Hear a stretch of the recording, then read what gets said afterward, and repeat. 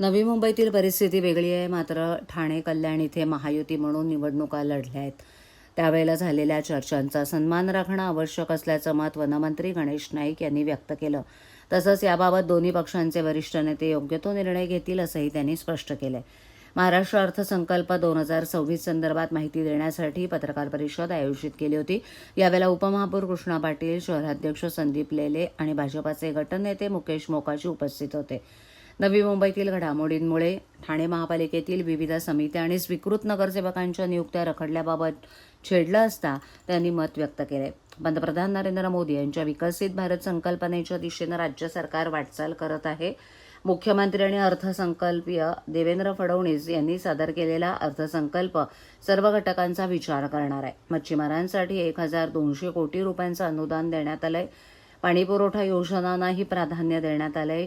शहरी भागात 135 MLD तर ग्रामीण भागात 56 MLD पाणीपुरवठा वाढवण्याचं नियोजन असल्याची माहिती त्यांनी दिली.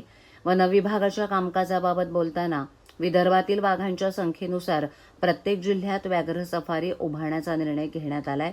तसंच शहरांमध्ये बिबट्यांचा वाढता वावर रोखण्यासाठी वन खाते सतर्क असून आतापर्यंत सुमारे 450 बिबट्यांना पकडण्यात आले.